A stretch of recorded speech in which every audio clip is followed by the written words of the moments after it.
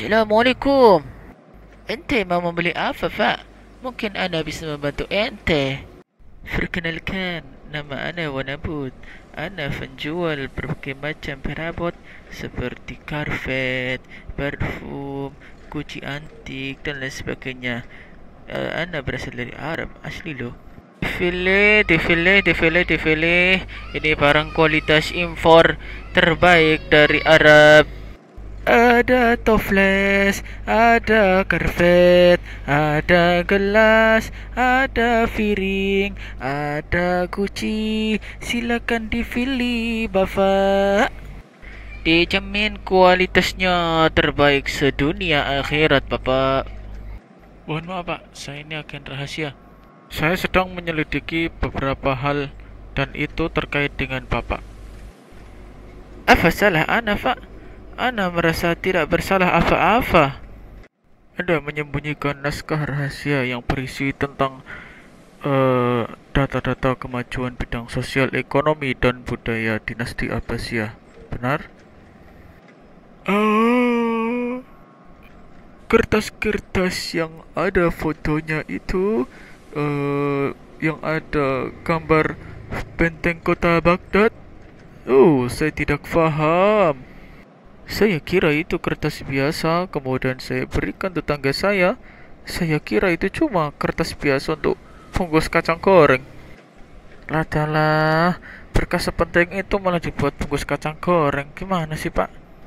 Tapi tenang anak muda, saya sudah mengingat semua tulisan yang ada di dalam kertas itu. Benarkah? Anda tidak boleh main-main dengan saya. Saya ini seorang agen layangan. Agen rahasia loh. Benar, Tuan. Saya tidak berbohong. Mari ikut saya masuk ke dalam ruangan.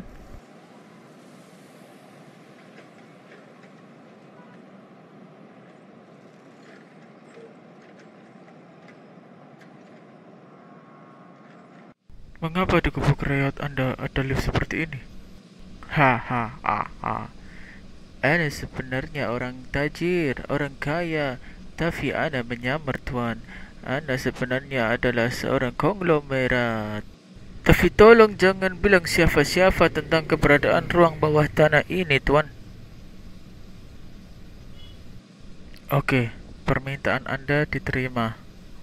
Anda akan mempresentasikan kemajuan bidang sosial, ekonomi, dan budaya di masa dinasti Abbasiyah. Silakan Bapak memperhatikan dengan baik-baik presentasi dari saya. Yo. Yang pertama itu adalah sistem sosial. Pada masa dinasti Abbasiyah, masyarakat terbagi menjadi dua kelompok. Kelompok pertama, kelas khusus yang terdiri dari A. Khalifah, B. Keluarga Khalifah dan juga Bani Hashim, C. Para pejabat negara, D. Para bangsawan Quraisy tapi bukan Bani Hashim, E. Para petugas khusus, yakni para tentara dan pegawai istana. Kemudian untuk yang kedua, kelas umum yang terdiri dari A. Para seniman, B. Para ulama, fuqaha dan fujangga, yang C. Para saudagar dan pengusaha, yang D. Para tukang dan para petani. Apakah itu sama seperti kasta dalam agama Hindu, Pak? Bukan. Dalam Islam tidak ada kasta seperti agama Hindu. Seperti kita yang ada di Indonesia, ada kelas-kelas sosial seperti para pejabat, para seniman, para ulama, para pedagang, dan petani. Oke, saya mengerti, Tuan. Sekarang kita akan membahas sistem ekonomi dinasti Abbasiyah. Sekedar info, pada bulan Agustus 2020 telah ditemukan 425 keping koin emas peninggalan dinasti Abbasiyah di negeri Israel.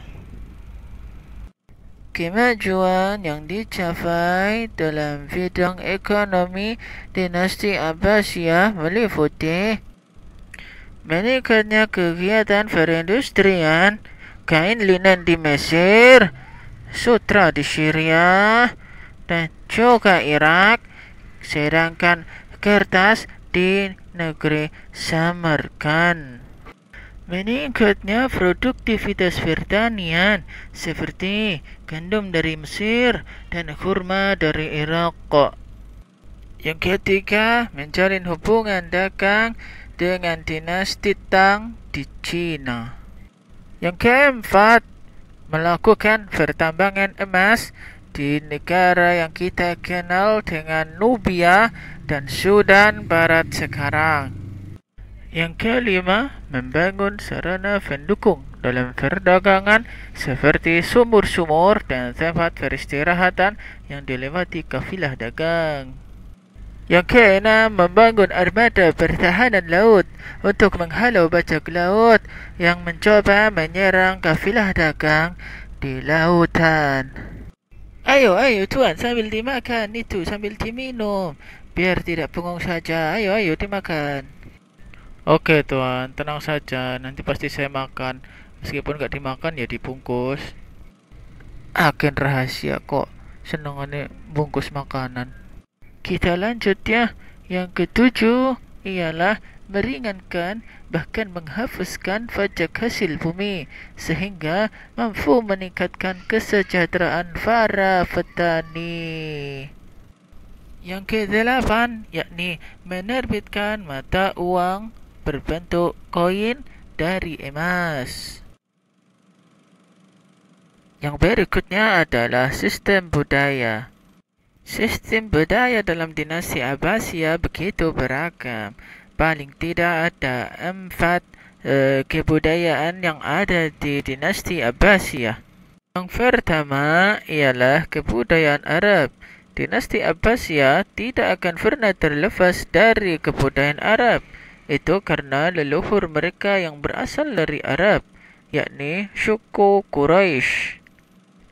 Wilayah negara Arab yang menjadi kekuasaan dinasti Abbasiyah juga cukup luas. Yang kedua adalah kebudayaan Persia.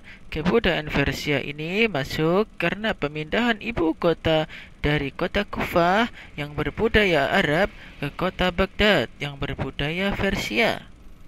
Kebudayaan Persia juga masuk setelah pembentukan lembaga wizarah atau kementerian yang dipimpin oleh keluarga besar Al-Barmaki. Yang ketiga adalah kebudayaan Yunani atau kebudayaan Greek. Kebudayaan Yunani masuk bersamaan dengan penerjemahan literatur berbahasa Greek atau Yunani, serta penaklukan-penaklukan yang dilakukan oleh dinasti Abbasiyah. Ada beberapa pusat kebudayaan Yunani, antara lain Jundai Sabur, sekolah kedokteran berbahasa Yunani, kemudian Haron, pusat pertemuan berbagai peradaban, kemudian yang C, Iskandaria atau Alexandria yang ada di Mesir sekarang. Kebudayaan terakhir yang mempengaruhi dinasti Abbasiyah adalah kebudayaan India. Seperti bapak ya? Bukan.